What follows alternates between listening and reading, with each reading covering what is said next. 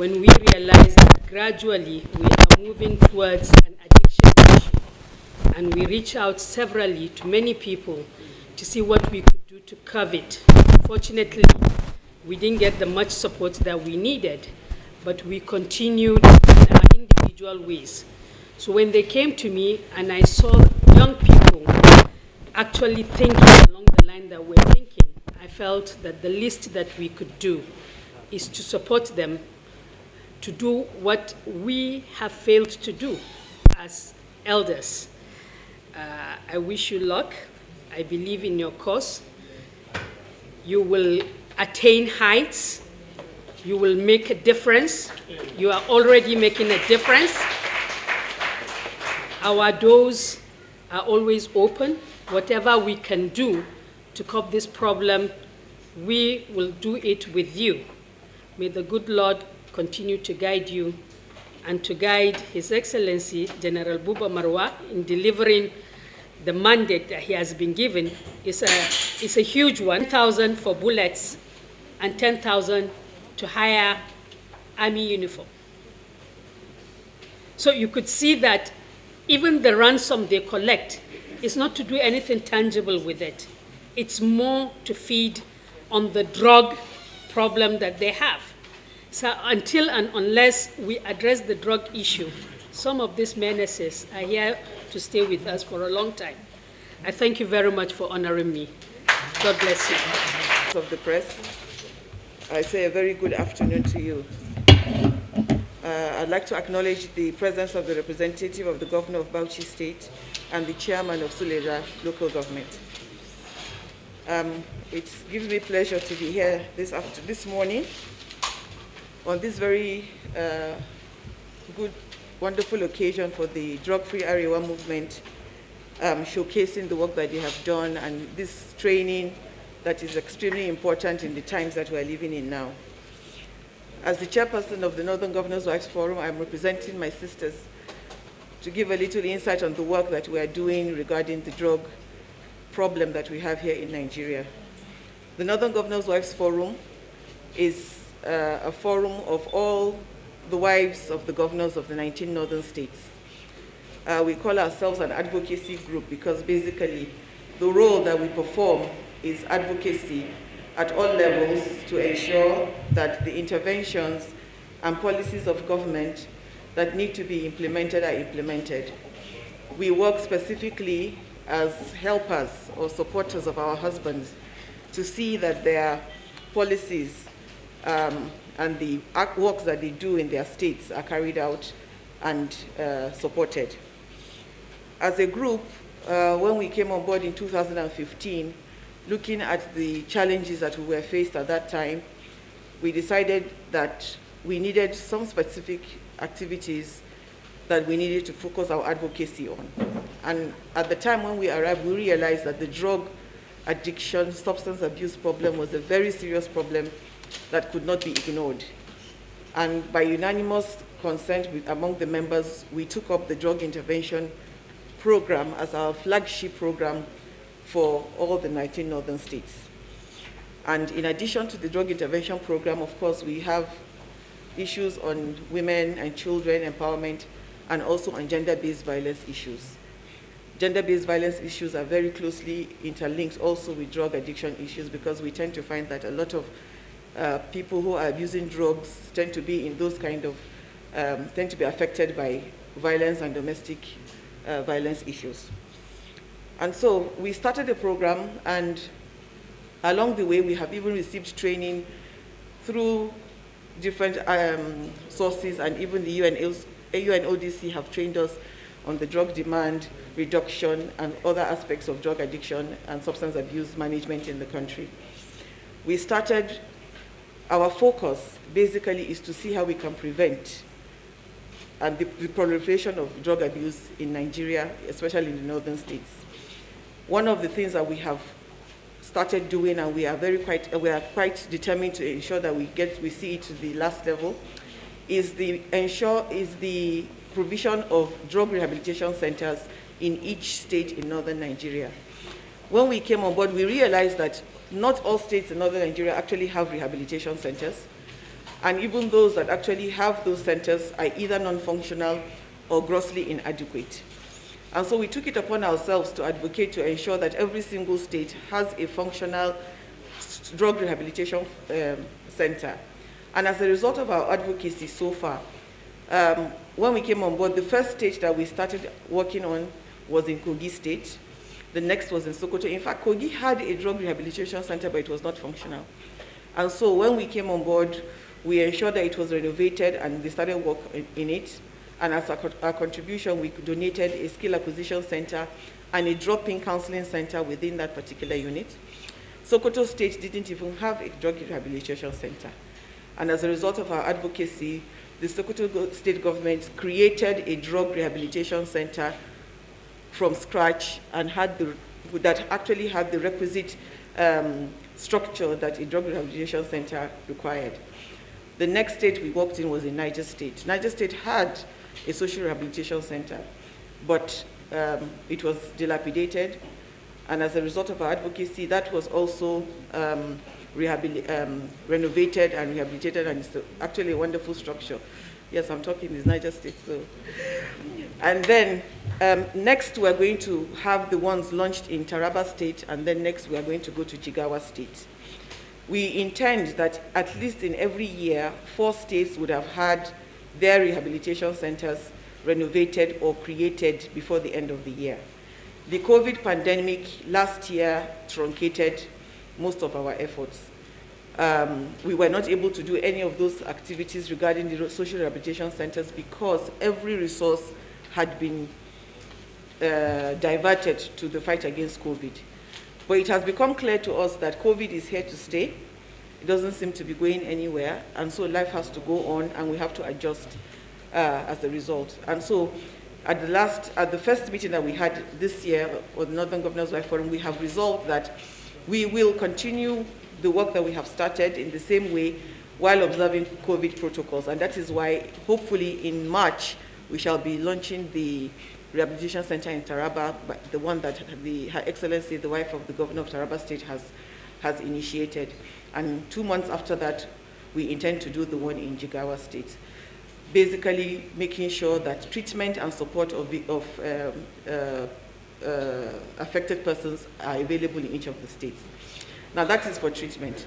In regards to prevention, through the training that we had with the UNODC, we had resolved within ourselves that we would key into the program, especially the unplugged program in the school, in the secondary schools. And I think some of our states, especially I think Kebbi State in particular, has actually commenced that program in collaboration with UNDOC and also the Ministry of Education. The rest of the states are going to follow suit. The other thing that we are all planning on doing, and some of us have already started, is in creating the community drop-in centers. The community drop-in centers in particular we find are quite appealing because they are the ones that actually will reach the grassroots people. And it is in that vein that one of the partnerships that we have decided to commence in my state, Niger State, is to work with the drug-free Arewa movement to ensure that we start up on those drop-in centers in community. With the COVID, that we were all supposed to have done that last year, but hopefully this year we believe that we'll be able to start all that. Next thing is the other thing that we are trying to ensure that we work on is the stigmatization. The stigmatization is one of the biggest problems with drug addiction. Most drug addicts are considered miscreants, really. Most people do not consider drug addiction as an illness. And as long as we still have that mindset, the people who are addicted are not going to have the support that they require. And it is important that that people understand that once it starts, it just continues. So we need to get our communities aware of the steps that we need to take to ensure that our children, and even because it's not about children anymore, even adults are getting more involved in this thing and we understand that it has to do with all the situations we find ourselves in the country, the frustrations, the poverty and all that, the lack of security and all that actually instigates people to look for something and they go to drugs. So one of the programs that the NGWF is going to be doing this year is on sensitization programs that will that makes the topic quite topical and in everybody's face, so that people are able to get rid of the stigma that they have attached to it. And in summary, that is what the Northern Governors' Wives have been doing. We are confident that if we continue and we collaborate with partners such as the UNODC, the NDLEA, as well as the organization like Drug-Free Movement, Arewa Movement, we shall be successful. We are actually quite happy that we were, when the committee that General Buba Marwa chaired, the Nigerian Governors' Wives were invited and they sat on the committee. At that time, the chairpersons of both Northern Governors' Wives and Southern Governors' Wives were involved in that committee. And one of the things that we are hopeful that will come out from that is we had suggested that we needed a national helpline that will support drug addicts so that they can get support. And that idea is something that the committee has actually approved of, and I think it's part of the plan, and we hope that can be seen soon. I want to really appreciate the role that our chairman for NDA has taken, and we pray that Allah gives him success, and we want to assure him that he has the support of the Nigerian Governors' Wives in whatever initiative that he has taken to see that this is finished. So, lastly, we want to thank this movement for this initiative. I want to congratulate them on the achievements they have made so far. The presentation that was given on their achievements and the one by the convener was quite inspiring. It is clear that if people put their minds to something, they can do it well. So I want to congratulate them. And I want to encourage them to find the means to make sure they sustain the movement so that their work can be seen.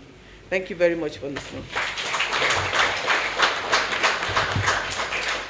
It has no economic class or caste. We have all kinds of various unorthodox methods being used for those that cannot afford the high class, the pills and all of that. So as His Excellency, the chairman of NDLEA said, it has to be a holistic approach. All hands have to be on deck.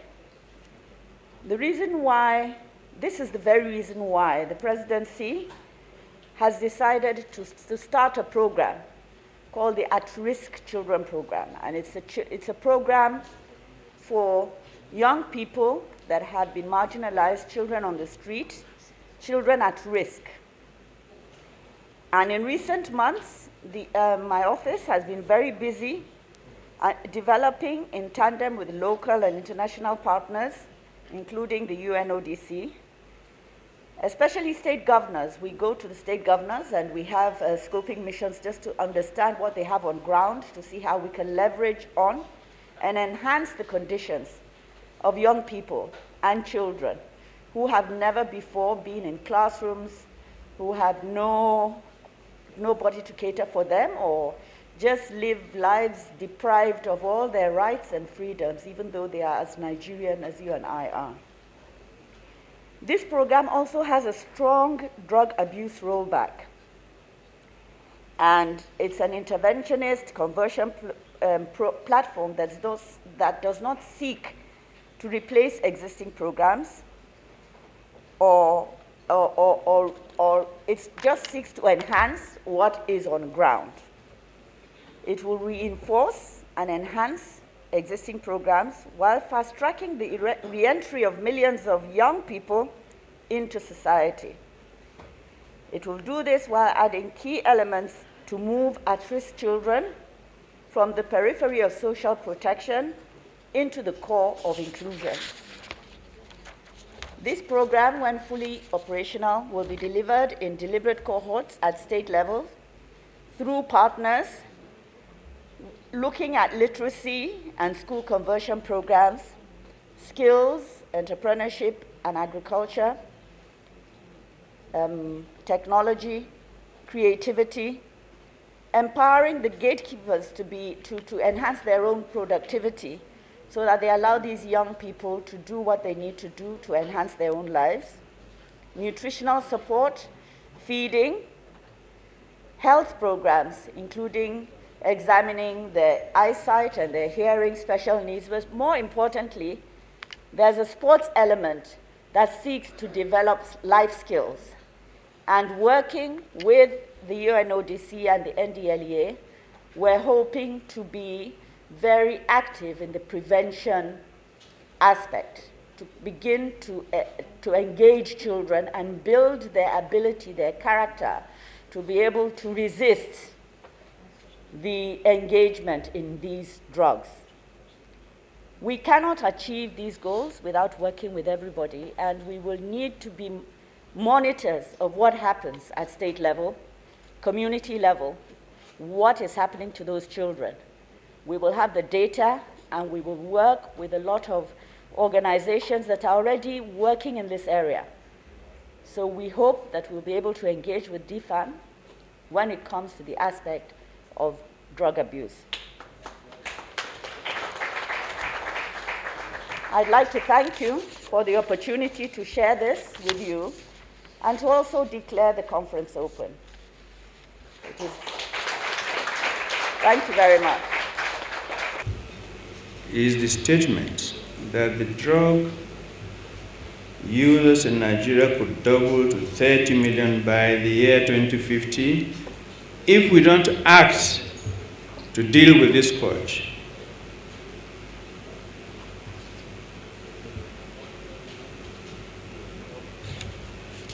Noteworthy also is that 1 in 7 persons in Nigeria use drugs. 1 in 7 Nigerians between those ages of 15 and 64 have used drugs in the past year. More worrisome is the finding that 1 in every 4 drug users in Nigeria is a woman. And as Oliver said, only 5% of those are undergoing treatment.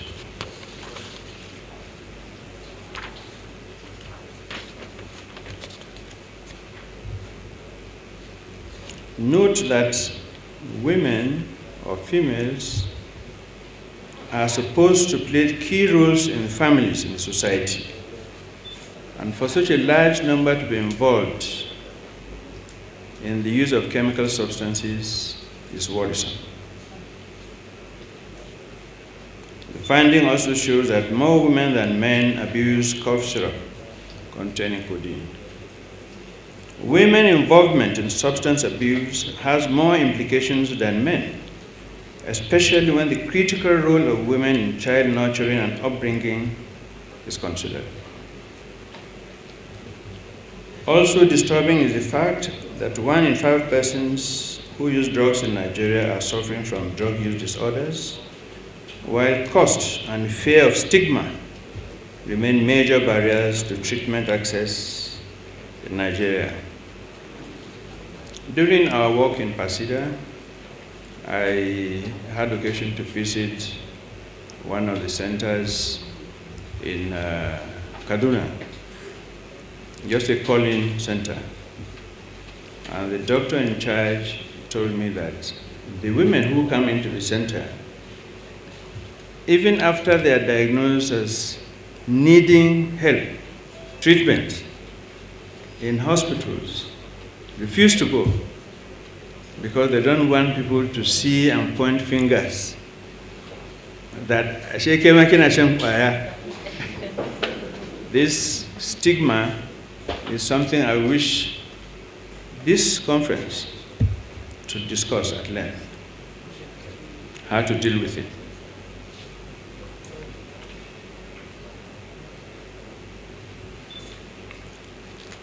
Poverty, unemployment, easy access and availability to drugs, peer pressure, parental deprivation, weak laws, penalties, corruption, porous borders, and so on, are the commonest causes of drug use in Nigeria. We all know that. The issue of weak laws is critical. the patent medicine store, if I ask you what is the qualification that is, what is the government qualification to open a patent medicine store, you'll be surprised. If you can read and write, that's all. There's no certification even, if you can read and write. And we have over 1 million that are not silenced, that are not licensed, over 1 million patent medicine stores. It is for these reasons that it is imperative for the Pharmacists Council Bill to be enacted as quickly as possible. Even the NDLEA Act itself needs tinkering, and I must thank the appropriate committees in the National Assembly that already are working with us in this direction.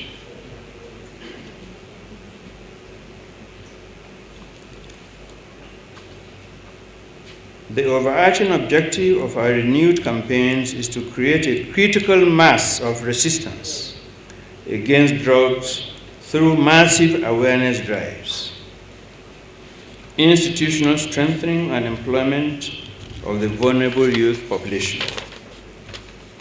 We must therefore set the machinery in motion to aggressively reverse the trend, and to achieve this, we need to activate both demand and supply reduction measures. We must see drug control as a shared responsibility, and every facet of the society must take ownership. Families must be involved. Communities must be involved. Religious institutions must be involved.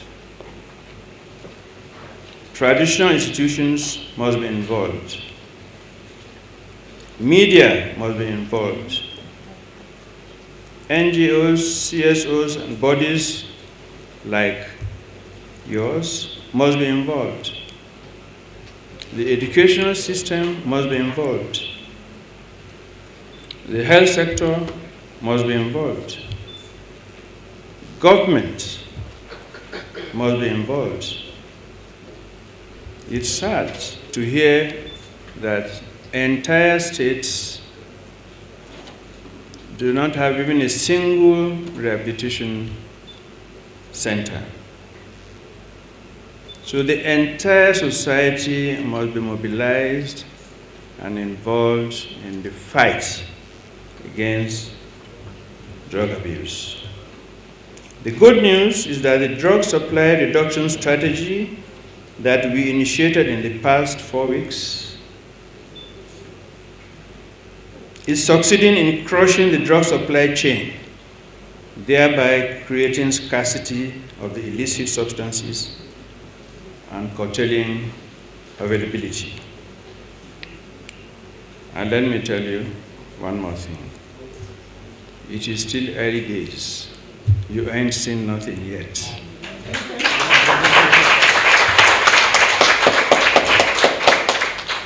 By the grace of God. The NDLEA must strike a balance between drug supply reduction and drug demand reduction interventions. We are planning to initiate evidence-based prevention activities to include sensitization, treatment, and care of drug-dependent persons. We are launching an intensive sensitization program targeting youths in and out of school and our workplaces. The agency plans to introduce the Drug Integrity Test Initiative, which should metamorphose into an anti-drug culture for every Nigerian. This drug testing initiative will go beyond tertiary institutions. When it comes into play, after approval by the appropriate superior authorities, it will be imaginative, widespread, and total in this, our country. No sector will be left out. We need to face this challenge squarely, forcefully, with the required intensity.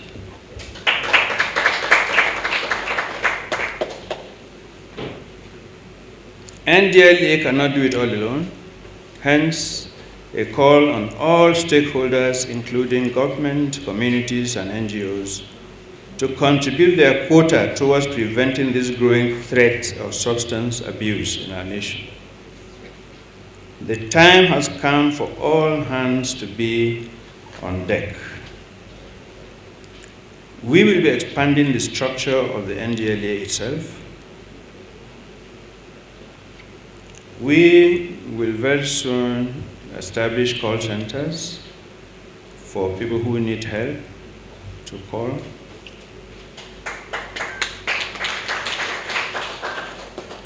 We will also make arrangements for people to reach us with information anonymously for fear of disclosing themselves. This will come out not too long from now. Finally, I'm in agreement with one of our royal fathers that it is time to declare a state of emergency on drug abuse in Nigeria.